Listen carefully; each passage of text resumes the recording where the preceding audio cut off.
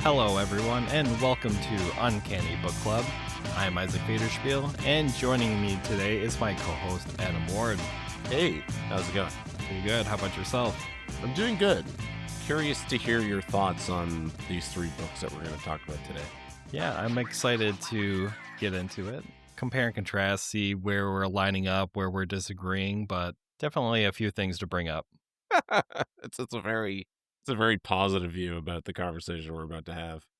All right. Well, in this podcast, we are exploring Chris Claremont's legendary X-Men run as we read it for the very first time. We hope you'll join us and read alongside us, or just stick around for the discussion. In our previous episode, the X-Men battled Magneto inside his volcanic base, were reduced to having the mental capabilities of babies after they lost, they escaped, once again battled Magneto inside his volcanic base. They eventually got the better of him, but damaged the base in the process. Jean and Beast were separated from the others, and both groups assumed that the others perished in the volcano's deadly eruption. Jean and Beast were eventually rescued and broke the news to Professor X, and the rest of the X-Men were able to tunnel to safety until they reached the Savage Land. They traveled to a village and began a few days of recovery, but Storm was attacked by an energy vampire who transformed into Sauron. In this episode, we'll be picking things up where we left off with issues 115 to 117.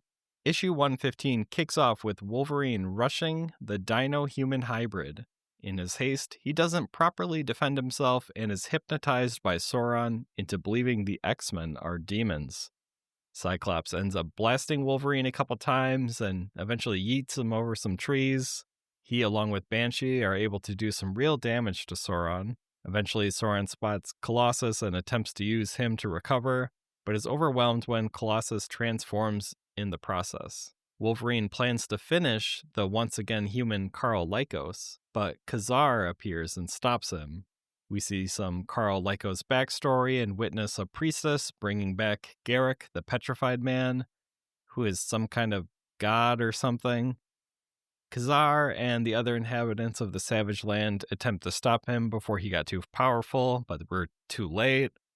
Wolverine is eager to join this fight, but Scott says they need to return home and protect Xavier in case Magneto goes looking for some additional revenge. Ka Zar attempts to escort the X-Men out of the Savage Land, but the once tropical jungle has been overtaken by frost and their passage by means of river is frozen solid. Garokk the Petrified Man has upset the balance of the Savage Land, and it will all be destroyed unless the X-Men help Ka Zar to stop it. So overall, I thought this was just a very okay issue. I didn't mind the fight. We got a pretty good fight out of it at the beginning. Mm-hmm.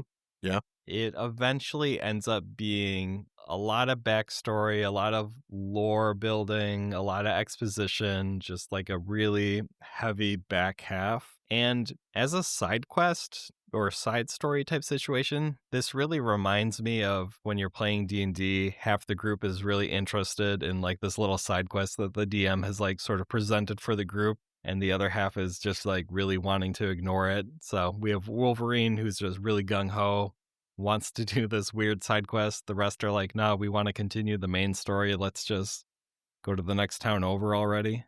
Yeah, and then tack on the fact that the DM is making a decision to involve the party regardless of what they want is pretty much what takes place. Oh, you're trying to leave?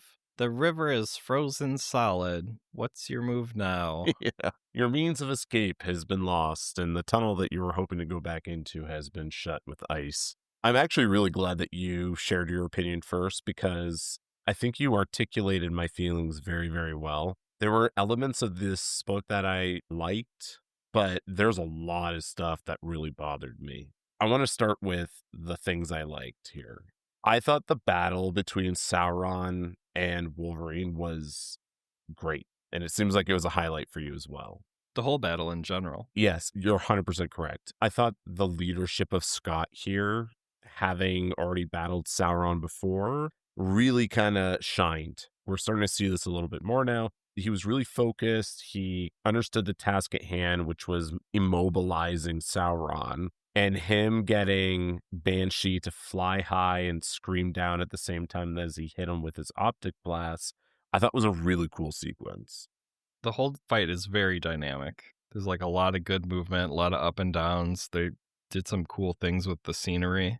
The other compliment that I wanted to give here is just how beautifully and horrifically drawn and colored the fight with Sauron and Wolverine is. We have a panel specifically that really stood out to me where you can see. Can I guess at what it is? Yeah, please. Yeah. Is the panel the one where it's half Wolverine's face, half Sauron's face, and he's being hypnotized, and he says, "Your mind, your very soul, mutant, is mine"? Yeah, that's the one. Dude, that one is so good. It is so good. That has to be my favorite panel in the whole issue. I really want to give credit to the creative team here because this whole sequence where we see Sauron really for the first time, he's so artistically beautiful to look at. He has these folds and these muscles that are protruding and I'm not flirting with Sauron here. He is the perfect man. I just really think that he was drawn so well. And this sequence fight with Wolverine, you could just see all this detail that really comes off the page. I really, really did like that. I'm glad that they could kind of step away from. We see a lot of people in costume, right? And I could see that be a little one-dimensional over time. So to kind of get a character like Sauron and a setting like the Savage Lands that have these big, fantastic beasts, it really kind of gives the creative team a chance to flex their muscles and produce something beautiful. Yeah, I would say one of the impressive things about not only this issue, but essentially everything that we've read so far, psychic ability, mind stuff, it's difficult to conceptualize that into a visual thing because it's all completely not visual. It's all happening just in the mind. They do an incredible job of really showcasing like this person's getting mind blasted. Wolverine is getting hypnotized. They do such a good job with all of that weird stuff. Yeah, I agree 100%. It couldn't have been easy to think about this, like on paper, how to really present psychic powers. And I'm sure they're not the first to do it, right? I'm sure it's been done many, many times before now, but their approach is very recognized in how nice it is to look at. It doesn't leave you guessing what's happening, number one. And number two, like they illustrate it with just like these vibrant colors that maybe you wouldn't necessarily associate with psychic powers. Though I say that in purple is a pretty common color association with psychic powers. But anyways, so I really, really, really like that. What I absolutely hated is the exposition and the lack of explanation about what the hell is going on. There, for the most part, through all the issues we've read, all the stories we've gone through at this point, if you started from the very beginning, you could follow along with minimal disturbance, right? You might have to go and look something up if you really wanted to, but hearing Magneto tell you that he was turned into a baby is enough of an explanation of what happened to understand the plot. But in this issue, we're getting hit with all this lore about the Savage Land that's never been explained before. And in some of the panels, I feel like we're just skipping over parts just to get from point A to point B. So we're left with just this muddy pool of information that you're looking at on a page and not understanding in the context of what's going on. And a good example of this is this whole situation with the Petrified Man. Who are these people that we've never been introduced to before, which is fine, right? Like we've seen alien races being brought into the fold here for the very first time without much past introduction. But the issue here is like there's clearly an established lore that is happening that the reader is unaware of unless they've read the Ka Zar book. Prior to this, were you familiar at all with, is it Ka Zar or Ka Zar? I like to say Ka Zar, but I don't know him at all. I'm not familiar with his game, as it were. No, and neither am I. I've read like a couple of books that contained him as a side character. I believe he was a character in the Savage Avengers when that was a thing. That would make sense. And that had a bit of an odd team. I think it was mostly put together because Marvel had received the rights to Conan the Barbarian, and they were trying to like shoehorn him into the Avengers, I guess. So the team was like Conan, I think Wolverine was in it, Kazar or Kazar, or whatever you want to choose. So I was familiar with the character. I was familiar with the Savage Lands. I remember seeing it in the X-Men cartoon. Like the general setting to me wasn't foreign, familiar with the general concept, but that general concept was, okay, this is a place where dinosaurs are, and It's dangerous. it's dangerous, and it's kind of a fantastical area, very, sci-fi in its setting, and you have a main protagonist who is essentially a caveman. I don't know if he did any looking into what his deal was, little research outside of that. Did the Petrified Man exist before this, or is this his introduction? So I didn't look into the Petrified Man, but I did look into Kirk Marston, because we're just introduced to Kirk Marston out of the blue. So I was curious if he had been involved prior to this, and the answer is yes. So his whole situation, just to kind of like scene set because it's not explained. So his whole thing is that he was a radiologist working for MI6, the same spy agency James Bond works for. And Kazar, he comes to London. He's looking for a cure to a vibranium-related illness or madness that's like affecting all the people in the Savage Land.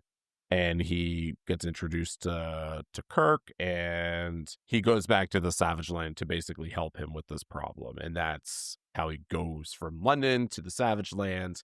And then a bunch of shenanigans kind of take place. And then we get to where we are, where he's suddenly kidnapped and gets turned into the Petrified Man. I had no idea that he was anyone of consequence. Yeah. I was just like, this is a random dude chained to a slab. And he gets transformed in like a cool way. I like the whole, they paint fire on him. Yeah. Like, that's a cool priestess thing to do. And then he turns into like a weird looking dude. So that could be a little better, but the ritual is cool. Well, that whole sequence was happening before they did the ritual, which I agree looked really cool and different. I thought, oh, we're going to be getting the monster of the week. That's what we're getting here. That was my first thought. This being that they were worshiping is like some sort of demon that's in another dimension. It's going to show up and the X-Men are going to fight it, which I guess kind of happens, but not in the way that I thought. Ultimately, I feel like I didn't really have a lot of skin in the game for this confrontation that they're setting up. So I don't have a lot of background on Ka Zar, Garokk, really barely any background on Sauron as well. And yeah, in this issue, next issue, he's a very minor player. He's really is not in the books as much as I thought he would be. Kind of a shoulder shrug reaction to the Savage Land in general, just over these two issues, or especially in this issue, I guess. Yeah. I also want to admit that I probably sound totally ignorant of the information, right? Well, we are very dumb. So I admit that I am not familiar with this. And I messaged you earlier very briefly about this. And I had expressed I wasn't a huge fan of this issue, specifically because there's just a lot of confusing information happening in the story for me. And your response was basically, maybe Ka Zar comics were popular then. And that's a very good point, because we're reading this obviously way after this came out, and without the context of, was Marvel really kind of pushing this at the time, which would make a lot of sense if it were. And I'm sure I could have looked this up. I didn't. I'm ignorant again, but I think that's important context to have here as well. Before we move on to the next issue, I think I did do a little bit of research on the Savage Land, because I was genuinely curious reading this, because I was like, what is going on? There's aliens, there's the dinosaurs, obviously, we got interdimensional beings. Like, what is going on in this place? Because all I thought it was just dinosaur land. So are you good if I jump into a little explainer of where we are to kind of help set the scene and provide maybe a little bit more context of what we're looking at? I guess I'll allow it. All right. So it's explained that the Savage Lands is in Antarctica. That's very well established. Obviously, we have the dinosaurs there. Now, I have a question for you. You're a smart guy. Eh, Antarctica would have had dinosaurs on it, right? yes, because I believe back then, would the continents have been separated or would they have been the one supercontinent? Yeah, Pangea. Yeah, I went to American school, so It is. I believe it's. Hold on, I'm looking this up. I don't want us to sound. was dinosaurs in Antarctica. Let's see. Yes, they did. Okay, I knew this. All right. We crushed it. Yeah, we crushed it. We're good. My son watches enough dinosaur related content for me to. I don't know why I second guess this, but yes, I did know this. All right. So, yeah, they have dinosaurs there, but that's not the reason. Hold on, let me just Google is the Savage Land real quick. Well, what you would actually find if you Google that is exact coordinates where it is believed to be in the book, which is an area of the continent called the Palmer Peninsula. And there's like an archipelago there, which is a bunch of islands for you non-scientific folk. I actually got a way different result from the AI overview. No, Savage Land is not a real place or event. It is a fictional story presented in a mockumentary format. The film depicts a massacre in a small Arizona town near the U.S.-Mexico border. That is a very different Savage Land. I think it might be a zombie movie. But like the image that I'm seeing paired next to it is from James Cameron's Avatar, so I'm just beyond confused. All right, so we have the Savage Lands in Antarctica. We got the coordinates. Big shout out to the Marvel fandom database where a lot of this information came from. Super helpful. So the dinosaurs are here not because they were living here before, but because an alien brought it here to this specific spot as a game preserve for the Beyonders. And the Beyonders are just a bunch of other like godlike alien beings that exist in the universe. Like super gods. Yeah, they're kind of a big deal. So over the years, there's been all sorts of alien shenanigans that have kind of happened in the Savage Lands. At one point in time, the Eternals are doing some stuff there and they're meddling about, and other aliens come, and It's like a favorite vacation spot. it seems to be a popular destination if you're out of this world. And then there's like some sort of connection to like another universe, another dimension. I don't know what's going on. Anywho, those are my feelings of this. There was just too much exposition that was needed. Although I will give points where points are due for the art, the cool fight scene. We got a Godzilla reference at one point. That was cool to see. And then at some point we also see Ka Zar flying on a shark. Because why not? Again, I don't have an explanation for it. Alien zookeepers, I guess. Pretty good band name. That is a cool band name. Should we go on to 116? Yeah, let's go. Let's do it. In issue 116, the X-Men and Ka Zar travel to the city of the sun god. But before they can set their plan, they are ambushed by some of his forces who are flying on dinosaurs that I would probably mispronounce anyway. A fight ensues, but Cyclops, Ka Zar, Colossus, and Banshee are all captured, leaving behind Wolverine, Storm, Nightcrawler, and Ka Zar's saber-toothed companion. And here is where this little side quest in the Savage Land takes an awesome turn, in my opinion, because Wolverine takes charge of the situation and leads the remaining X-Men on a rescue mission. He sends the Tiger home to get some backup and plans an infiltration of the city. When the three come across a sentry-standing guard, Wolverine definitely murders him to the shock of Storm and Nightcrawler. The team eventually finds their companions and learn that the Petrified Man plans to execute the X-Men and Ka Zar. Nightcrawler frees up Cyclops' optic blasts, which are then used to free Colossus and Banshee. A battle ensues, and Cyclops gives chase of Garokk, who ran off. It turns out he was running to fill up on some energy, and the two shoot eye blasts at each other. Before there is a clear winner, the metropolis around them crumbles, and they both begin to fall. Banshee catches Scott, and Storm attempts to rescue Garokk, but can't reach him in time. She safely returns, but is devastated by her failure.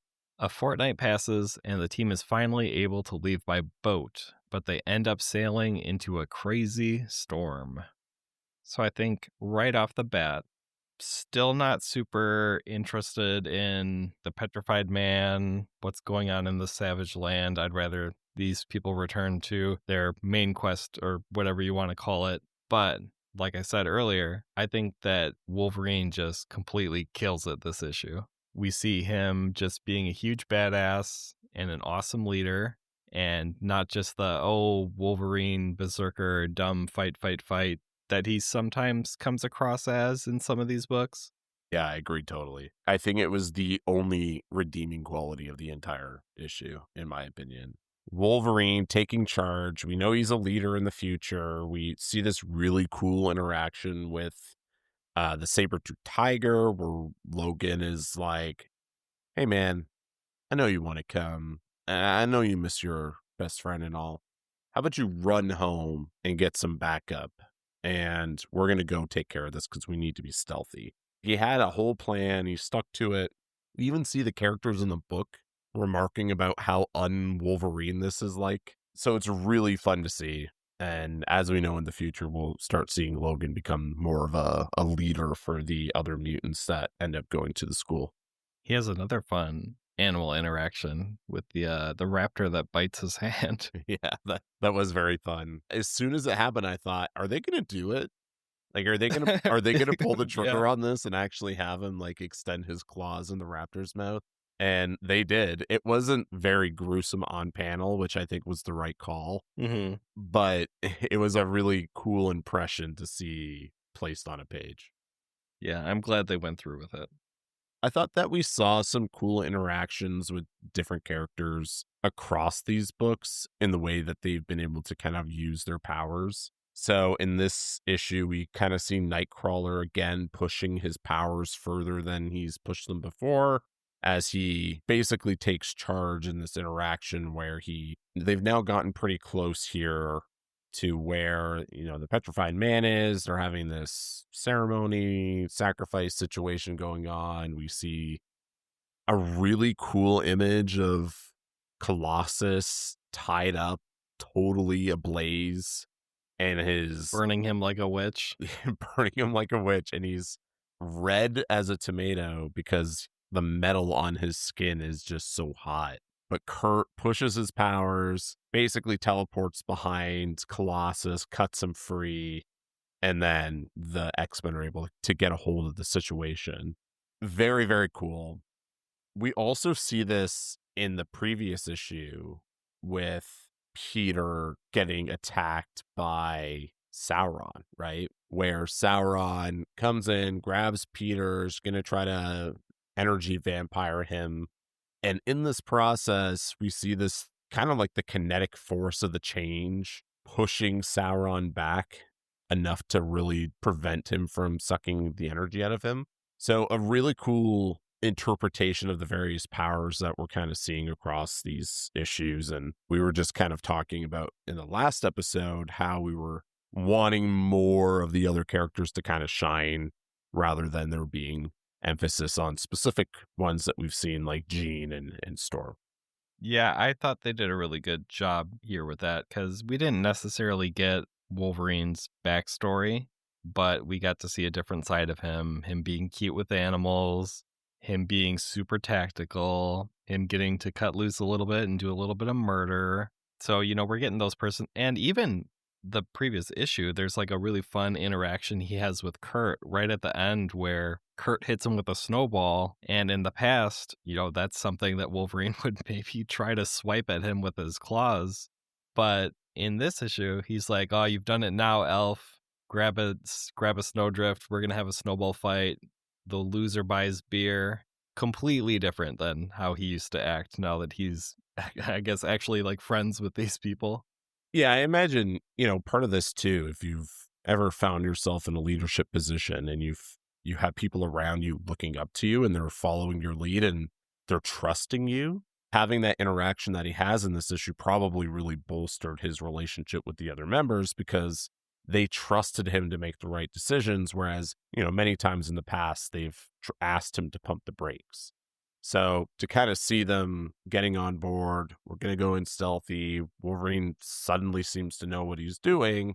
Let's give him a chance to lead us. And, as you said, we get this rewarding shot of Nightcrawler throwing the snowball at Logan and them having a fun moment together. The only other Wolverine thing that I think I may have had is I feel like they teased the healing factor very slightly in this one too. Storm is concerned about his arm. He says, "Not so's you'd notice. It's okay, babe. I heal real fast, and the beast ain't been born that can break my bones." So it's a little bit of that tease of like, it's not just the claws. Maybe it's his whole skeleton that is made of adamantium. And he heals really fast. That's a great pickup, man. I didn't even really put much thought into it. You're totally right. It's a great tease. And also super cool for Logan to say, by the way. Like, look at me, the big tough man. Little tough, man. Hell yeah, little tough man. He does poke fun at himself in this issue too, I believe it is, for his stature. Yeah, I don't remember where it is, but he does bring it up. The only other thing that I thought was cool about this issue is the dueling eye beam fight that we get towards the end of the book between Cyclops and the Petrified Man, where he's like siphoning the hydrothermic energy that's like below them, essentially. Science. I think that's what it is. It's like thermal energy. So he's like utilizing this to create an eye blast. And isn't he supposed to be like the sun god? Isn't that like how they present him? They're in the city of the sun god, and I know he's the Petrified Man, and he might be the sun god. I don't know. Maybe? I hope we never see him again. That's my opinion. I hope we never come back. Well, he might be dead. He did fall very far. Yeah, all the way to the center of the earth, allegedly. What did you think about the ending of this book? Like, I know we're finally going to be moving on here. I began to question whether Storm could alter the weather several times through these issues as well, as we've seen her be able to do. We do get an explanation in the next issue a little bit that really intensifies the situation they're in, but it just feels like, isn't that kind of like her power set? Several, like, even when the cave was blocked, I thought, couldn't you just warm up the sky? Do the storm thing. Yeah, weather manipulate. We're at like 49 years ago where we don't have all this. Here's everything Storm's done. Here's why she's a big deal. We haven't built up to it yet. I think it's the way to really explain it away, at least looking back on it, is she doesn't have the practice. But she was doing it in Africa, right? To a certain extent, but It was making it rain. yeah, but there's a difference between making it rain and traveling the ocean in like a hurricane. Well, I thought the explanation she gave was like very good. Like, this is controlled, right? We see them on this boat in this intense storm, which the Drake Passage is known for. And for her to be like, I am doing everything I can right now to make this storm be what it currently is. If I'm not doing this, like, we're in big trouble. But I'm looking at this at earlier in the story when they try to go back into the cave, like they just accept that it was iced over when really any number of them probably could have broke through that ice. But I just felt like maybe Storm could have used her powers to like make it warmer, you know? Yeah, we don't really know like how far of ice is this tunnel. Maybe they decided it'll save time to fight this guy, but it really doesn't because apparently they chilled out for a fortnight afterward. Yeah, I thought that was weird too. Cyclops says, "We need to leave right now." After they finish the job, all right, everyone take a fortnight. Peter, go back to your island with those girls. Yeah. Everyone just chill. I guess it had to melt, but again, they probably could have sped that up, but it doesn't matter. It's not a big deal. No, I realize that. I'm probably just nitpicking the nitpick, honestly. I do recall them saying that the reason that things were freezing over was because of the extraction of, like, energy, basically. Yeah, the city that had put up was taking the energy, and then the Savage Land, because it sat on like A bunch of volcanoes, basically. it got cold, Yeah. It's all explained, but but they fixed it. at the time I was questioning it, and then we got the explanation in the next issue. Does it not also bother you that we still, for some reason, everybody's just accepted that they're all dead? Like, I just think it's so strange that they haven't just hopped into Cerebro and just like, I have an explanation for this too. oh, please hit me with it. So here's what's happening. Professor X, it's well established that he has a psychic rapport with his students. He's really down. He probably lost track of them on vacation because he was doing stuff. He was busy. Okay, sure. He was off. He was so much off, he put his out of office on for his mental powers. Look, Professor X was like, hey, this is my new boo. I'm going to take her to this vacation destination that I used to go with my old love because he has a weird fixation, needs to find some new spots. Yeah, make some new memories, Charles. So he turned off the psychic report a little bit there. They go into the volcano base. Magneto's helmet blocks psychic stuff. So I think it can make sense that he would have a base that would block psychic stuff. Yeah. Lose track there. At a certain point, I think we also said, like, oh, maybe the Savage Land has a weird thing going on. Right now, they've escaped. There's no reason for them not to have a connection. I think it's just he's very sad. He's very down and depressed. I don't think he's reaching out psychically at all. I think he's just sitting there very isolated, only in his own mind, not doing anything with his powers. I think that's a very fair explanation. I am definitely not accounting for the amount of grief that he's probably finding himself in. And I guess if your prize pupil is coming home, both of them, Beast and Jean, to say like they're dead, you're probably putting a bit of trust into those words. And if it's heartbreaking, it's heartbreaking. So very fair, very fair. I retract my statement.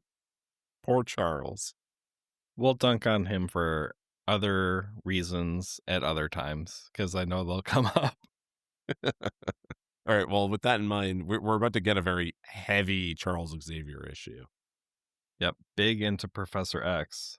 Issue 117. The previous issue teased the least expected X-Men origin of them all. And we see from the cover of 117 that we'll be looking at the saga of Professor X, A New Beginning, and the end? ? But before we get into that, we return to the X-Men navigating the storm. Storm the person is using her powers to try and calm things, but it still looks pretty grim. Thankfully, they stumble across a ship on its way home from Japan. The X-Men are told that unauthorized radio communication is forbidden because they're on a delicate mission for the government, and they're taken below deck as guests. And I've written guests in italics. Lilandra tries to comfort Xavier, and he regales her with a tale of how he used to be in love with Moira. Definitely a great conversation to have with your current love, and what he did after she left him. We see Xavier bumming around, and he ends up in Cairo, where a young Storm picks his pocket.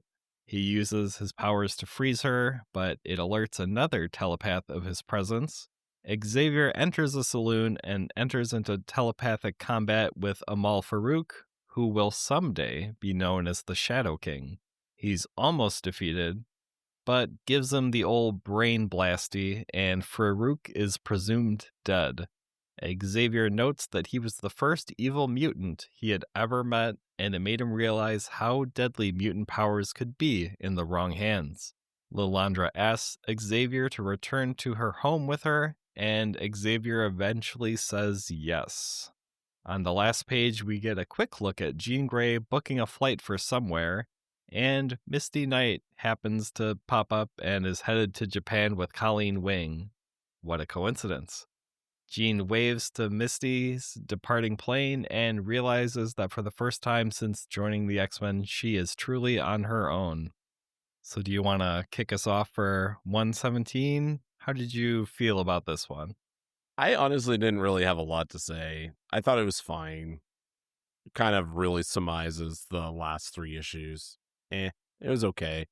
I thought the fight that we end up seeing, and we talked a little bit earlier about how they've depicted psychic powers, and this fight that we get between Farouk and Charles sees them donning armor, and the Shadow King, as he'll one day be known, is hulking in size, not like the Hulk, but big like that. It was a really cool depiction of the fight. But aside from that, I just want to get back to the main story. Is kind of where I am. Yeah. I think we didn't add a lot with the Savage Land stuff besides some cool Wolverine interaction, I guess would be my main takeaway. Yeah. So it just feels like we're taking a lot of pit stops versus getting to our destination. It is fun to get a look back, and I am curious a little bit about before this how much of Xavier's backstory is really out there beyond he's leading a school and he's a mutant and he wants good human and mutant relations. Yeah, I that's a very good question. I don't have an answer. It is nice to see, and we know the Shadow King becomes a big villain for the X-Men, so that's fun to see the nexus of that in this little interaction with a little Storm. How'd you feel about the Storm interaction? I could have did without it. Yeah. That's how I feel. Yeah, I wrote down Storm tie-in is a little silly, but the X-Men are a little silly, so I'll let it pass. It's just like a weird cameo where it's like, oh, okay. Yeah, I mean, it was clearly put in place because he was in Cairo. And it's like, well, you may as well run into Storm because she's there. And not that it doesn't make sense. Like, he feels her mutant powers and can sense it. So, like, it's not crazy or outlandish to think that it could have happened. I think it's a cool intro for Farouk, though. They both enter the saloon, are just silent, having this psychic conversation, sit down, and have a little battle. It's fun. It's interesting. I'm glad that he's not just being used as a one-off. I think it's probably a long time before he shows up again, but I'm glad that this isn't just a throwaway random dude. Yeah, absolutely. And to that note, so I've mentioned to you before that I've been reading Uncanny X-Men, the new one that's out. Sorry, not Uncanny X-Men, the Ultimate X-Men. And the setting is I've been reading Uncanny X-Men. Uncanny or Ultimate? The Louisiana X-Men? Oh, no, I haven't been reading that one. It's fun. It's so fun. We'll talk later. Oh, okay. Yeah, I don't know. Right now, the X-Men are split where there's X-Men, and that's Cyclops' group, and they're in Alaska doing X-Men things. And then there's Uncanny X-Men, and that's Rogue and Gambit and Wolverine and Jubilee, and they're in Louisiana, and they have 4 like new characters, like these kids that are mutants and showed up. A lot of new characters don't really hit, or they feel like, oh, okay, they're just trying to like introduce some new people, blah, blah, blah. Awesome characters. I really like the new characters that they're bringing into Uncanny X-Men. I hope they're just like around for the next several years, next long time. I think they're great additions to the universe. Oh, all right, damn. Okay, I might have to check this out. Very similarly, I've been reading Ultimate X-Men, which is a very, very different take on mutants. And in that series, it takes place entirely in Japan. These powers are kind of manifesting in different kids, and the main character is Armor, and there's Nico who's there. We get Psylocke shows up, but one of the other characters who becomes one of the larger antagonists and a bit of a victim in his own right is the Shadow King, who is also like a child. It's not everybody's cup of tea. The style is like a manga, which is really kind of cool. I like it. It's just very, very different, and I've enjoyed reading it, so I'd recommend it as well. I'll have to check it out. I think Amahl technically is also a victim of the Shadow King. Like the Shadow King is like the evil multiversal entity that likes to possess Amahl Farouk, and he actually has like a little redemption arc on Krakoa. Oh, does he? Oh, shit. Okay. Is that in the New Mutants, I think. Did you watch the New Mutants movie? No. It's insane to me that they didn't use him as the villain in that. It makes zero sense. It's that movie is so bad. Who's the villain? The villain is I guess the villain is what's her name? She's a doctor. She can make shields. She's being essentially bossed around by Mr. Sinister and is kind of the villain, but not really. She dies eventually. The real villain is Danny Moonstar learning how to use her powers, I guess. Oh, yeah, I see it. Cecilia Reyes is her. Yeah, Dr. Reyes. Dr. Reyes, Dr. Reyes. Dr. Reyes, Dr. Reyes. Can you play the piano anymore? Thank you for getting that. I did want to defend Professor Xavier here for a moment because For being a killer? no, not for that. I think that was, That was fine. that was fine. Kind of surprising, but I think he made the right call. I'm just a little surprised that he made the call, but I mean, it could. at different points in his life, I think he would or would not kill Farouk. Yeah, that's what I was about to say. Like, if this is his first time interacting with like such an evil presence, maybe he felt the best thing to do was to eliminate it because it was too much of a threat. Very un-Charles Xavier-like, but we've seen him bend the rules. Anyways, what I wanted to say was he's telling this story about him and Moira. And I think it's very easy to say, dude, like, what are you doing? Like, why are you telling your new love interest this story about your old love interest? But I think the relationship he has with Lilandra is one that is mentally bound, right? They had this very intimate telekinetic connection. And I'm reading in between the lines here, like really, really far. But I think it's fair to say that this connection that they've developed is really thorough in the idea that his mind was shared with her mind and vice versa, which is why he was having these dreams about her, right? And we learn later she was similarly having dreams about Charles, and they're in love because they feel a connection that cannot be unmatched. So with that in mind, you can kind of look at this as a situation where, yes, he's recounting this story that maybe she's unfamiliar with, but doesn't take it too personally that he has a love for Moira because she can understand it through this connection that they have. All that's very fair. I was mostly just poking fun at him. It's just a little funny. I felt like I had to make up for poking at him needlessly for his grief. So I got your back, Charles. Love is love, baby. Love is love. I'm assuming we are heading towards a reunion with one of the original members of this team in Sunfire, since we're heading to Japan. I can tell you definitely yes, because he's on the cover of the next issue. So I don't think that's too much of a spoiler, but I want to know how rude he's going to be. Yeah. Like, how much of a dick is Sunfire going to be? Yeah, he didn't really leave on the best of terms, so it's fair to assume that he's not going to be very happy to see them there. It's interesting that we're going to mix in Misty Knight and Colleen Wing as well. We're having more cross-comic intermingling. Curious as to why they're going to Japan, but I think it's safe to assume that all three groups are going to be together. That would be my hope. I would be very upset if we don't see some interaction between Misty and Christine with the X. That would be kind of funny. That would be really weird. If they just happen to also be going, maybe they just pass in the street. They're just there in the background, passing by. Two ships in the night. Having some ramen. I could go for some ramen. Dude, have you been to Japan? No.